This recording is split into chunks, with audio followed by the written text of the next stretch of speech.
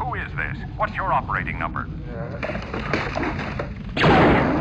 Boring conversation anyway. Whoa, we're gonna have company!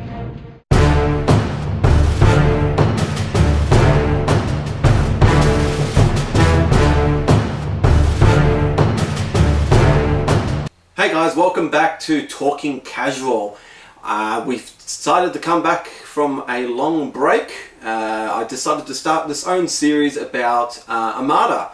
One of our subscribers, Robert, has asked us to do a video about Armada.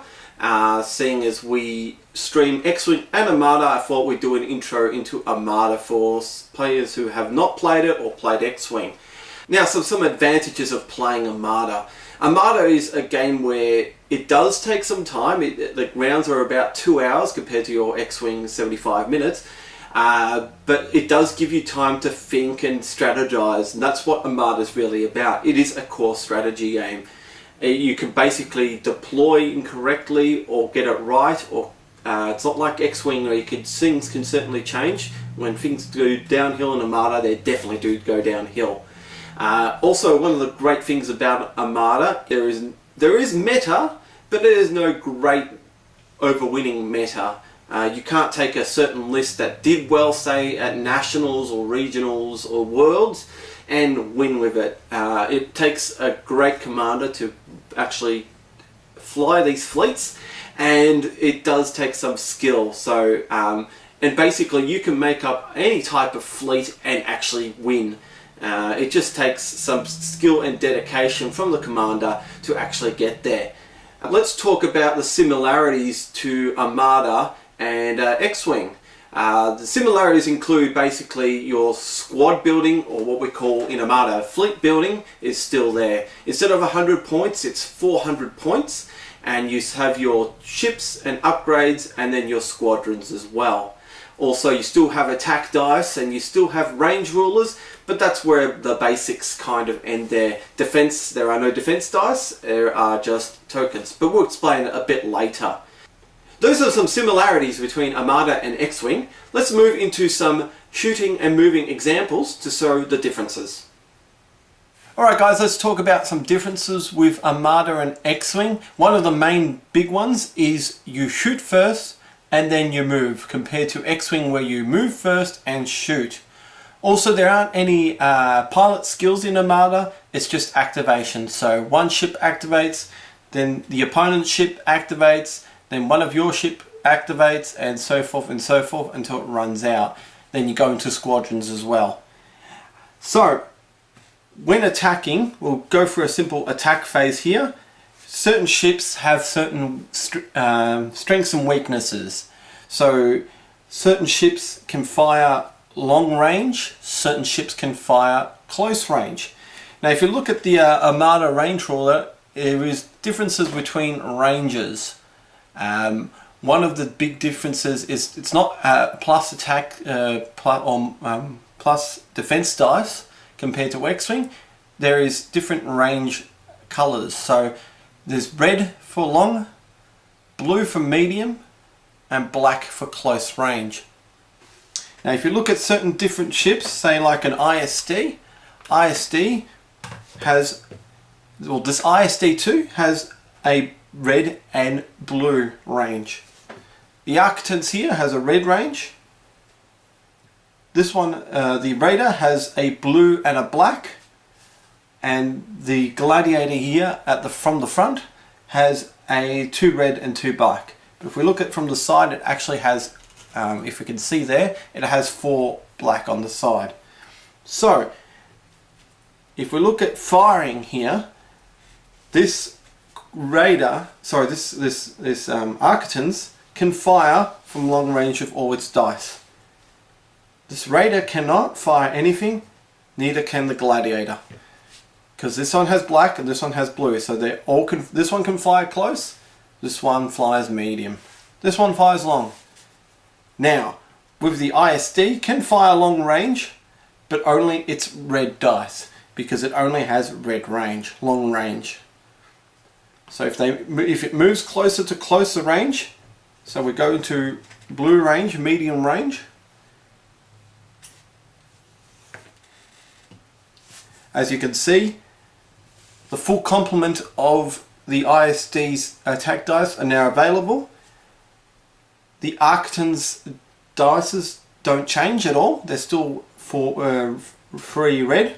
Now the Raider can fire now if it's at medium range, but only it's free blue dice. Again, the Gladiator cannot fire.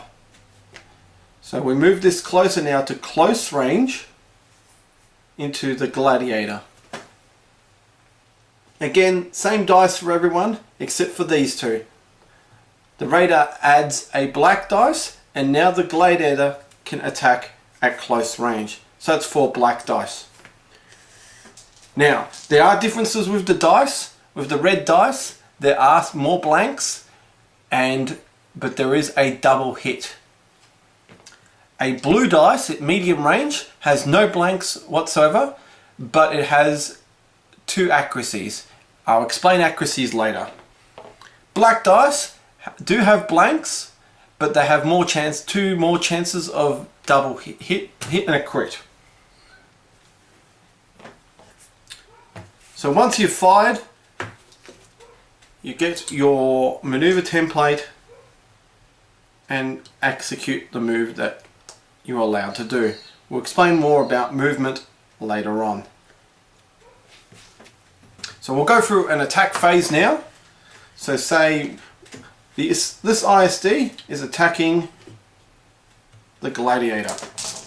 So it is at medium range. He'll fire his full arsenal of 4 reds and 4 blues. He'll roll his dice, and as you can see here, that's not a bad shot itself. So we've got 2 accuracies, a blank, couple of crits, and 2 hits. So in total we've got 3, 4, 5, 6 hits. Now, these accuracy icons, because we're not rolling any defense dice, the Gladiator has defense tokens. So it'll have these tokens here to protect itself. Certain tokens will do certain things, like the evade at long range will cancel a dice. At medium range, it'll make you re-roll one. Then we've got the redirect and the brace. The brace will make this into half, and the redirect redirects it onto other shields. So before we attack, we always declare our attack of where we're attacking. So from my front of the Gladiator to the side, the front of the ISD to the side of the Gladiator. We can also choose, if we have the chance, we either choose the front or the side. And again, if we have arc, we can always choose the rear as well. We have choice there. So I've attacked my front to his side. I've rolled 6 hits. Now the crits go in Armada, go first through, and it's always 1 crit. There's no double crits on Armada. It's just the first crit goes through and that's it. The rest become normal hits. Now, we move into accuracies here. Accuracies stop their defense tokens. So I could stop him bracing and him redirecting. Let's just say I didn't roll these, and I rolled just these 6 hits. So the defender now, because it is at medium range, he'll evade the double, make me re-roll the double. So I re-roll the double and it becomes a blank. So now it's 6 hits to become 4. So now he will brace that 4 hits into 2 hits, and he will redirect those 2 hits from the side to any adjacent shield. So he could probably put it on the front and get rid of the shields there. So it goes down to 1. As you can see here, they're exhausted now, the defense tokens. If another ship attacks, or if I have another arc, with Armada you can attack twice with different arcs. So if I had a side arc on him, let's just pretend that that's happened. I have side arc on him. I will attack with my side arc. I'll check the range again. I'll declare an attack from my side to his side. And I do have medium range. And I actually, funny enough, I only got his front. So those yellow dots are checking line of sight. I do have his front arc. Just barely. Well, let's just say that. There we go. So, I re-roll again. So I've got medium range, so 2 blue and 2 red. I roll that. Okay. So I've rolled hit, crit, crit. Sorry, yes, hit, crit, crit, and an accuracy. Again, let's just say we didn't roll this. Again, because they're red, he's allowed to basically deplete them and they'll never come again. But if he does keep them there and those stay red until the end of the round, and then in a new round he'll refresh those tokens. But if he does use them in that attack there that I've just simulated there, he loses them for good. So it's a bit of a choice there. Once he's done his attack movement, his attack there, you will look at your ship card and determine what movement you can do. So for an ISD, you're looking at what it can do there on the side. Probably shouldn't have gotten the... So we'll discuss movements another time. So let's just say he moves away. That's your basic attack in Armada. That's for big ships. Now if you're looking at small squadrons, they can only attack at close range, at range 1. By the by, on the other side of the actual range ruler is the squadron movement. So this is how squadrons are moved. So say there and there. So I move and attack. He's got the TIE fighter's got a movement of value of 4, so he moves there. Now he's got to make sure he's at range 1 of the attack. Maybe not that far. There we go. There we go, range 1. So he rolls his dice, and varying. Well, they've got. Well, Val and Rudolph's got 4 block. So he rolls his dice. The hits only count, not the crits. Again, that's something different. In further on, I would probably like to discuss about squadrons. Again, certain elite squadrons do have defense tokens, some don't. So they'll spend their tokens and stop that. Another major difference with Armada between X-Wing is you have your commanders. So you've got your commanders that go on a flagship. Now these commanders give special abilities for the whole fleet, not just the ship itself. So for Darth Vader, he basically lets you re-roll your dice for basically exhausting one of your defense tokens. And Ian's favorite, General Dodonna, he basically, I believe it's before an enemy ship is dealt a face damage card, look at the top forward damage deck and place one on top of and basically he chooses a crit. And that's for any ship attacking. It's not the ship that he's on.